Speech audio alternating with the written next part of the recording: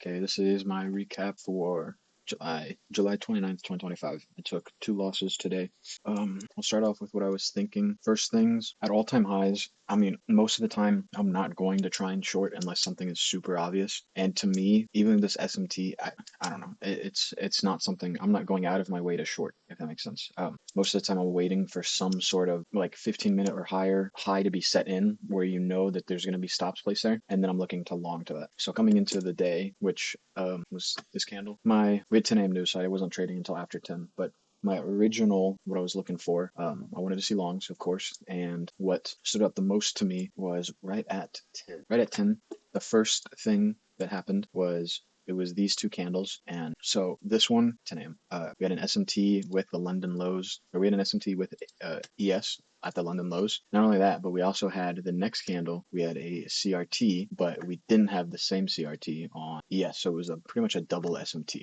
And being super bullish because we're at all-time highs, and we had this high here, which to me was a pretty significant high where I would think people would have sell stops. So that high looked the best to me to target. So I waited. So I followed all my rules. I waited for a clear high to be formed, not just like I won't long into the void above price, like where we haven't ever been, because that's not really a draw. But I will trade up to the actual all-time high itself, which would be this, if it makes sense. And to me, it did.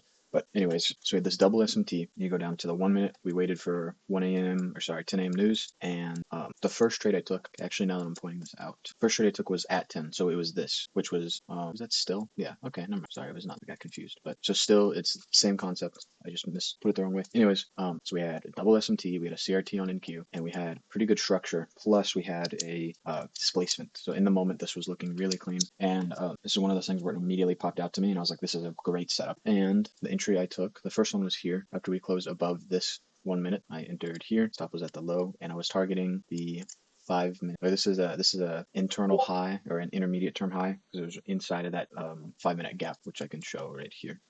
So that would be an intermediate term high. And that was the first trade I took. And this is one thing I'm noticing a lot is the assets just won't be correlated. And I guess, yeah, long term throughout the day, they ended up correlating, but there's like certain parts where it just doesn't add up, and this was one of them. We started coming down to, and it eventually stopped me out. But on ES, we were still kind of sitting in the middle of that range. I don't know if that's something I've noticed that a lot at all-time highs. Is just this uncorrelation happens quite often, and it messes me up. But anyways, this was the target. This is a real drawn liquidity. I mean, the true drawn liquidity was up here, but it was just taking up low-hanging fruit, which apparently still doesn't help. But this would have been the trade. And then it went up a little bit and then immediately ran back down. Actually hit the previous day high right there, which could have been an issue. But anyways, yeah, but running back up there and then stopping out. This was an entry that I would take a bunch of times over. I guess my draw, I mean, I know my draw was wrong today, so maybe that was the issue. I think the executions were fine, but I think the draw just was completely wrong. And then second trade, it was, to me, this one looked even better of an entry. We didn't have the SMT, but with the yes, we still had a CRT.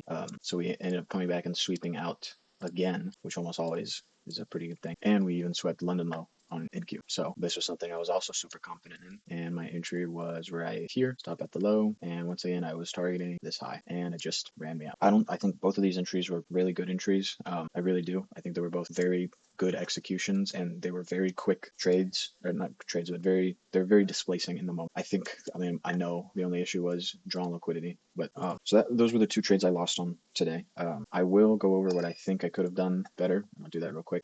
If I were to have framed a bearish bias, which I don't understand, and I know it just comes with time, but like everyone says, when we're at all-time highs, why even look for shorts? And then you see them looking for shorts. It's like the same people that say that, they end up going and getting shorts. And I know they've been doing it for a while, but it makes you think that, like, I don't know. I've just noticed a lot of them tend to break their own rules, but they get away with it because they know what they're doing. And I'm sure that's just something that happens, but I'm sure you get what I mean by that. Anyway, everyone says don't short at all-time highs, and so I'm waiting for an actual drawn liquidity to the upside, and it just so happens. And I can guarantee that if this was some other day and I decided to take a short, I probably would have got screwed. Anyways, but if you were framing a bearish bias, you have an SMT there. Here's an unfilled gap that you can target. Go down to the 1 hour. You also have Asia here, which you can target. That's pretty much in that 1 hour gap. And then down to the 15-minute, 10 a.m. was here. 10 a.m. we ended up making a change and take a delivery there. And you have multiple clear targets. So you're waiting for that, and then at 10 a.m. we come up into, well, we're already in it, but we end up coming into this gap again. We're still in this gap here, this 5-minute gap, which, so we're inside of a 5-minute gap. You're waiting for 10 a.m., which 10 a.m. news did literally nothing. So could have taken this right here, stop there, targeted. Even just this, you would have hit, or if you wanted to target there, you probably would have got out at break even. I'm sure I can find something else. Another thing, and I'm not sure if this is even a legit thing, but if there's not like a fair value gap, I would still consider a CRT a good enough entry because you are sweeping out the previous candle liquidity. So like here, I would say, or even here, you have two opportunities. You even have an opportunity here if you're still bullet bearish, and we'll go look at those. This one probably would have been a 30-second. I've never traded the 30-second, but I know it's good.